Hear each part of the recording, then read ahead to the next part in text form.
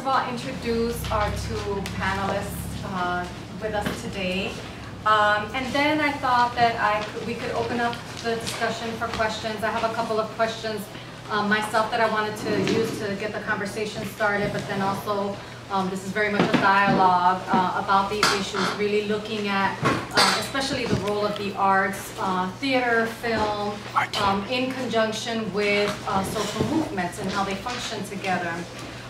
So first of all, I want to introduce Marcopolo Soto, who is an actor and a writer. He studied at One Act Chicago and has participated in many plays in both English and Spanish throughout the city. Recently, he played Jose in the Main Street Opera Company's Zarzuela La Dolorosa. Other Chicago credits include Una Hormiga en la 26, Los Carralejas, and Colhán by Raúl Dorantes with Colectivo El Pozo. He was recently welcomed into Aguijón's ensemble, as Mike mentioned before. His credits with the company include Adentro, Within by Abel González Melo, and La Chunga by Mario Vargas Llosa. He studied philosophy in the Universidad Michoacana de San Nicolás Hidalgo in Morelia, Mexico. And he published his first novel, Sociópata, in 2013. He's currently an active member of the editorial group of Revista Contratiempo. We also have with us today Martín Unzueta, the Executive Director of Chicago Community and Workers' Rights, who work primarily with Latino immigrant workers in the Chicagoland area, whether they are undocumented or documented. Martín plans activities and facilitates meetings with the collaboration of the community defenders and other volunteers. He also coordinates information from and in collaboration with other organizations. He and the community defenders do weekly outreach on the radio around Chicago community and workers' rights, and they offer people advice and guidance about labor-related issues. And I'm sure they'd be happy to talk a little bit more about their work specifically. But I wanted to start out the conversation by asking, I was thinking, when I was brought into this conversation, I was thinking that, about this summer and just recently, just in August, Illinois became the 6th state to pass a comprehensive domestic workers' bill of rights, and only the 7th state to extend rights to domestic workers. So the bill was signed in August and will take effect in January of 2017. So this film and the work of El Teatro Campesino, especially as a product of this highly mythologized era of the 1960s, it could seem very outdated to people, and oftentimes talking about the 60s, especially to young organizers, can seem kind of outdated.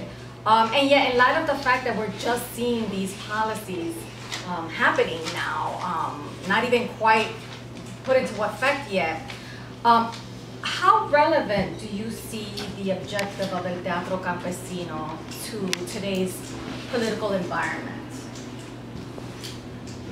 Today? Yes, today. Well, yeah, what we saw in just right now, I think is the reflection what is happening in this moment with the campesinos, with the Mexican and Mexican American people in different places overall in the south side of the United States. And I think this part is so very important for many other people to try to understand what is happening, what the people are thinking, what are the reflection, because so you have in the film you have different representations. So the Mexican that just came here to the United States, the Chicano, the many other things. So trying to say something about what we are seeing right now and what is the art in the communication with the people. I think this is one thing that is so very important in this moment for these people, and I think this is going to be something that now is happening in other places with other different issues. I think it's very relevant because just for the main issue that is a protest, that is something that is coming from a place of suffering, coming from a place of sacrifice.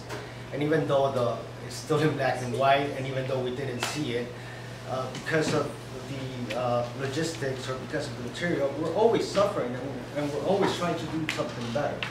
The world does not stop, right? The Teatro Campesino was founded by Luis Valdez, and you have to understand Teatro Campesino, you have to understand also his founder. Luis Valdez was a person that was born in the uva picking, in the grape picking. His family was from there. They were migrant pickers, so they were going from one place to another, They were basically campesinos, agricultores, right? So he starts creating this theater based on that suffering, right? So he starts worrying about other people's feelings. He starts worrying about all the sociological problems that they were facing at that moment, and it might not be the same sociological problems that we have right now, but we have so many others because the world has moved on, has advanced. So if we still have the same issues or so many other problems, then this will always be relevant. This will always be on time. This type of films are atemporal. Basically, they don't, I mean, no matter when and no matter where, there's always somebody who's going to relate to that subject. Yeah. And actually, you know, along those lines, I was, you know, we were talking, Mike mentioned when I came in that he had a couple of films that he had considered for as part of the series, and what made this one special was the fact that it actually, you know, it was a rare moment of highlighting the role of arts within social movements. It's always present, but often marginalized from the narrative of what social movements are, especially around the civil rights movement and 60s movement. Can you talk a little bit about the role of the arts, and maybe even a comparison of theater versus film? This is a representation of a theater group, of a theater movement through film, in terms of how it engages people to action and social change. Well, I think this question is for him because I created the movement, so I push it all the time, the people, in order to fight for the right that they have, but I've never been in a film or when you know one point of view about the film, and so maybe he was the right person who wanted to I'll let him answer, but I'm not letting you off the hook because the question is really about how is it an effective tool for organizing and inspiring people for social change, especially as an organizer. What role can it play still, you know, in today's context, or even then, like what's the power of it? How can it be used as an effective tool? Because it's done, right? Each time that we look at social movements, we go back, and even within today's context, when we think about organizers today, there's always an artistic element. Why? Right? What role does culture play in mobilizing people? I'll let Marcopolo begin if you want. We'll go back to that. All right, I don't think I'm the right person, but I'll just. Anybody in the audience want to speak? First of all, in a form, the scene is much different than theater. From the acting background, it's the theater. You're always acting for the people and to the people, and the people have energy. So it's a retroalimentation there of energy with energy, and just create this beautiful communion with theater, with acting and theater. And in film, you're acting for a camera, right? So the representation is, just by making it, is very different. The message could be the same. However, theater is art and movement. Theater is, the person who's looking at theater is looking at art being made at that moment. Because, and I don't know if there's any actors here, there's so many actors that there's so many actors that we make mistakes on stage, and it doesn't, and the spectator doesn't notice, because we're just going with our feelings. We're just going with our feelings, and there could even be big monologues that are improvised without us knowing, just because some actor forgot one line or things like that. So in regards to the message, I feel that it's more personal, having to make theater for the people. And because the people gives you that energy to keep on making theater than in making films. Now, if you want to talk about what has más distancia, quién tiene más acercamiento, I think film will have a little bit more, or it's more broad, or a lot of more people can see it, can experience it than theater, basically. That's it. But I think theater is a much live performance than anything else. Yeah. Well, yeah, what is the occasion, and we have the opportunity to see something that is trying to reflect the reality. This is a point that you need to use in order to educate the people and say, okay, look, this is something that we need to do, or whatever. Yeah, I remember that I was making a presentation in Universidad Popular with immigrant people, and the organizer for the event, he picked some person of the audience and says, okay, what are you going to do if that is the scenario, that is the owner, you are the worker, and he owns to you money, what are you going to do? And they are making something like popular theater because they are people from the audience.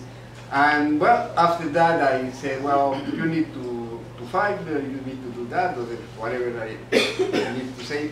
But that was something that was important for us in order to create the environment, in order to talk with the people and to get different exchanges of opinions and so forth.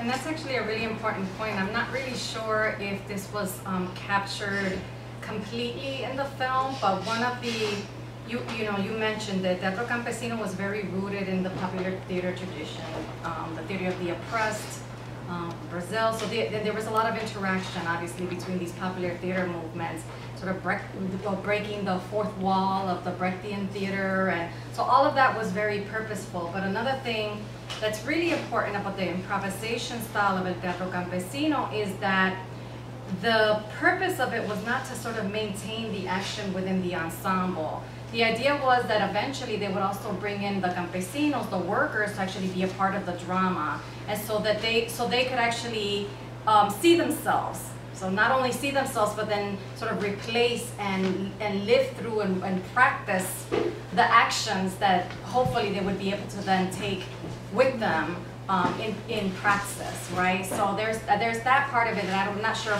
fully came through in the film, but that's a really important part of it, because that's where then the drama translates into action, right? And that was a necessary step.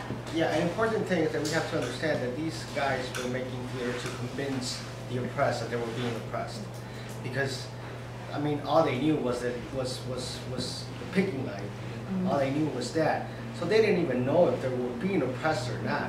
Some other guy from the same town are coming to do theater to your work to tell you that you're being oppressed. Now, another important thing is that sign, the sign that he put on the actors. I think what is said is that we put in the sign, and the spectator noticed or knew what the actor was reflecting.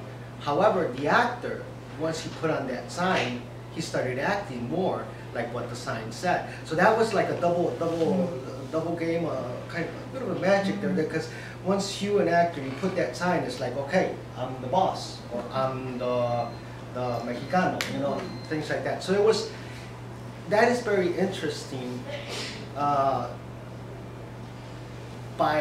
That is very interesting, and maybe this is another conversation on labeling the facts, labeling the people, labeling the actors, labeling the action. You know, so when these guys were going to the farm or to the picking lines to convince the oppressed that they were being oppressed, what happened is that the coyotes were brought in to bring more workers. And the people from Mexico were coming in to feed their family from Mexico, also being oppressed by another corrupt government. So it was like, and we talked about it earlier, it's like, stop drinking your coffee because I'm thirsty. You know, don't eat because I'm hungry. So the theater had to have that responsibility of saying that. And how crazy message was that? Just stop eating because I'm hungry, or stop eating because you don't know you're hungry, right? So they were getting into this battle of two ways. They were trying to stop the workers from working, and they were trying to stop the imported workers from working as well. And that got into a big mess. But they made it. They did a good job at it. That's a good point, and one that I think that we could definitely transplant over to the role of unions in general, right? Where unions is sort of the complexity of what it represents for workers, right? On the one hand, your rights, but on the other hand, you have to give something up. There's a sacrifice. So possible other conversation, but I also want to open it up to the audience for your questions on this discussion. I had a question about this is sort of to Martine. The use of like the signs that they were wearing, and the fact that they were portraying these intentionally one-dimensional characters.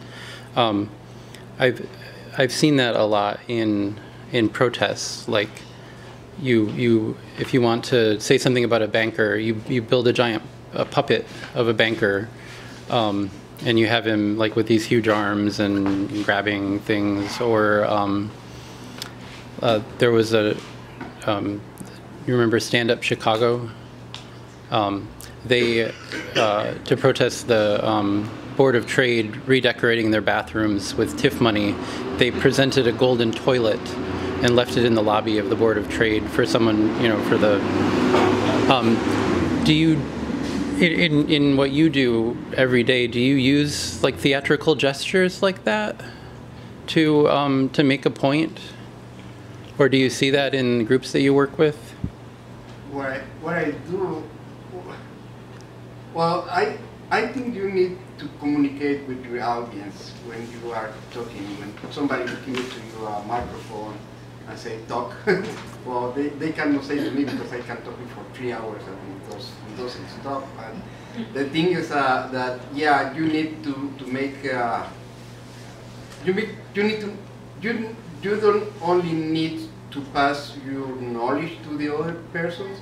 You need to get connected with them in order that they know what you are saying, how you are saying. And yeah, and of course you need to make some gestures and hey, listen to me, whatever you need to do in order that they keep the attention and get connected with you. But I have never thought that was some kind of theater, but yeah, maybe it's some kind of connection that you are looking for to get other people, attention. Yeah. Well, I have seen. I'm Martin's wife, and I work also with Chicago American Workers' Rights and with organizations against deportations. And I know this question is a little hard to answer, but I have seen Martin using theater, even when he says probably I'm not, because I remember a big rat in front of a protest. It was a protest in front of the company that didn't want to pay workers, and it was a big rat there together with the rally. And also, like 3 years ago, that's what I remember, it was winter time, in a hotel outside of Chicago. They fired the workers right before Christmas, and I remember children going with families, like receiving, not having gifts. I remember it was a Santa Claus, and I don't remember the details. Maybe stole the Christmas. Stole the Christmas, right? So maybe we don't see that as a theater, most as a dramatization of what is happening around the families, but in a way is using, I think the same tools that theater is using to make a point. And maybe for us it's more dramatic because we are feeling what is happening. You know, if we know that families doesn't have nothing to eat or pay the rent around winter time, the children doesn't have gifts, maybe we don't see that as a theater, right? Because we are feeling that pain, like he was mentioning. But in fact, we are using different tools to make a point. Mm-hmm. And I think that's something that maybe yeah, absolutely. I think that's absolutely right. Yeah. I think that going back, you know, to oral histories and the morality plays of the Middle Ages, the teatro is in that tradition. And I think that part of what it did for farm workers, it exaggerated. He used the word one-dimensional. I would use the word stereotypical, where it empowered the workers to laugh at it and diminish their fear of the strike and the risks that they were taking, and it emboldened them to see that they could fight back. And so I think it was a very effective tool. And I think each age adjusts and evolves into what's current for the struggle that you're facing. So that, I don't know, putting contratista, you know, on a sign would be as effective in the city of Chicago fighting the school issues or whatever. Mm-hmm. But there's, I think the power of symbols unlocks something in people in a way, and particularly with the campesinos, who weren't incredibly educated, and many of them couldn't read and write, and yet they could relate, and they could be emboldened and strengthened to face the struggle. I think that's a really good point. I think that the use of the archetype also allows people to see how things are systematic, yeah. Right? That you might recognize some of the characteristics of that archetype, but then, you know, once it's presented, or even once you participate in playing that role, then you really understand how it is that it exists within larger systems, and that's a really important step toward that kind of critical consciousness part of the popular education. It's an important step. Well, I don't think it's a question where I'm coming from, but I'm a teacher, and when I see this, going back to the question, is this, would this be successful? I think so. At my school, we don't have theater. I'm not an art teacher. It is a Mexican and African American community. So I'm thinking about my students. I'm like, how can they be exposed to something like this? Because they don't have that knowledge. So I would love for them to be activists and just do stuff like this, right? In the arts, for example. And it just sucks that we don't have those resources for the community. Mm-hmm. It's just a statement. I don't really have a question. But it's interesting. Yeah. It's actually an interesting answer to the question about art and film too, though, because while you don't have a theater program, you know, certainly, and maybe not this particular technology is a little harder for you to incorporate, but you can incorporate films into your classes. Yeah. A lot easier than to launch a theater production, maybe. Right? So there is something to be said about the formats and how they might facilitate that learning process and the pedagogy, you know. So that I think it does kind of address what we were thinking about when, you know, what I was thinking about when I talked about the theater versus film, and what it actually, what capacities it allows us, what tools it allows us today to be able to use, that, you know, that maybe we might be more limited in terms of the theater. Yeah, Luis Valdez used to say, you know, we have forced from the nothing. So like that valley, there was no theater at that valley. There was nothing in that valley. There were just huelguistas and grape pickers. So he said, you know, we got the force from the nothing. Where there's nothing, there's not nothing, there's something. There's something to be built from. So maybe if you can get some force from that nothing on your school, maybe you can do something. Maybe, I don't know, examples like show movies, do something. I mean, I'm a history teacher, that's what I do. I show films and whatnot, but like theater like that, like what I saw here, I just feel like it could make such a difference in the community. Yeah, I totally but agree. due to the fact that the students don't have knowledge, they just don't have this knowledge, including myself, I do find it, you know, a little bit, yes, intimidating. Yes. And we are losing it, you know, these are knowledges that we're sort of letting go of, even at the university level. It's not being taught as much, so we do have to be conscious about that, you know.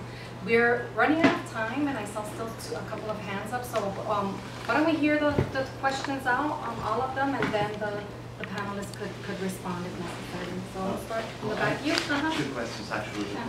We didn't have time to answer one Sorry, of them. no, we'll tackle them. So the first one, I also saw a lot of elements from Boal's Theater Repressed in this art form, in Teatro Campesino's place. You know how much of their work was actually like directly influenced by Boal, and how much did they actually come up with by themselves? And the second question is, are there any theater groups in America right now, like five decades later, that are still doing that work, or that are working with an influence of Teatro Campesino? Did you have a question too? Just some side comments to things.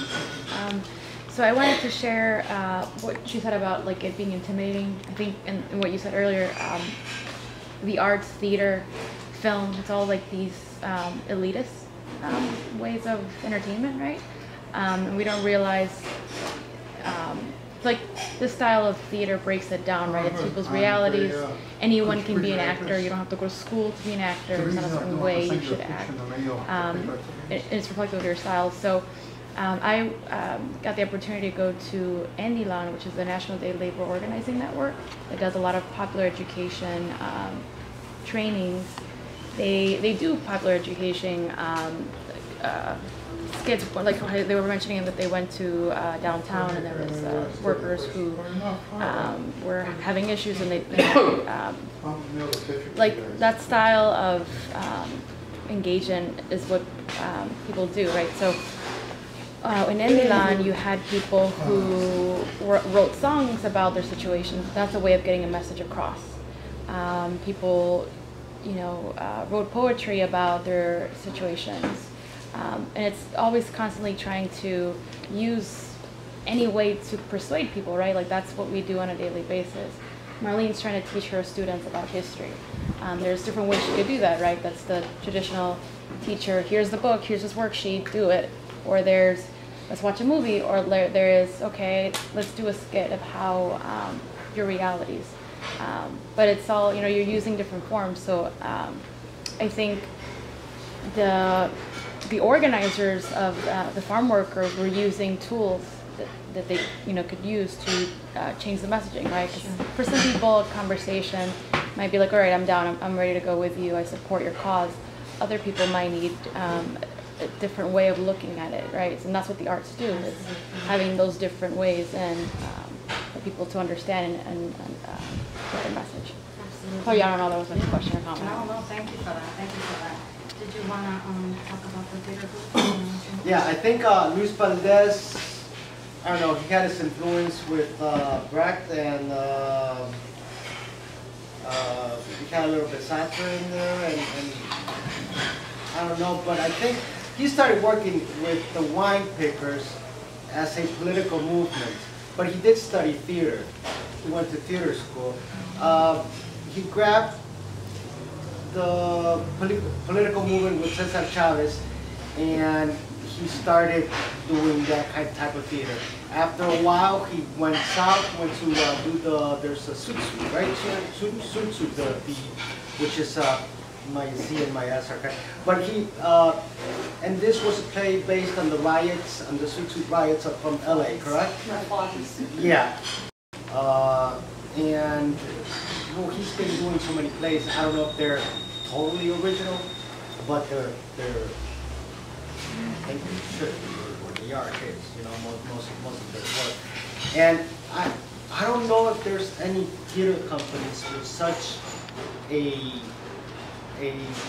Latino theater companies with such con un renombre like Teatro Campesino, based on the protest, on the political protest. There should be, but I do not know, because we're always protesting something, so there should be.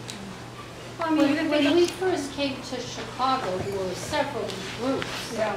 Here in Chicago, Compania Trucha and Jesse Negretto. Yeah. And a Teatro bunch of, Luna, yeah. yeah. There were a number of. But even something like Luna Prince, was never the- politics. no, some of them was actually very influenced by Luis Valdez, which is interesting. They did a lot of archetype work, but even something like Free Street Theater right now, Yeah, you know, that's it's an, in, you know, there's so not many, exactly the there's same, so many but, performers out yeah. there, they're just unnamed, Yeah. you know, unknown, that it's just like, and they come in like that and they leave for a couple months, because like she said, is in order for you to make theater, you gotta spend money, and theater does not give you money.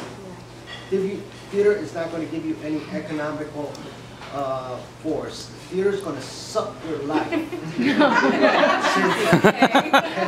just going to suck your life, and as a performer, you're going to become addict to it, and you just do it because you love it, because you feel it, and because you're an artist, you live by it. So you got to make the choice at one point: are you doing it for the money? You're doing it for the wrong reasons. But theater is not.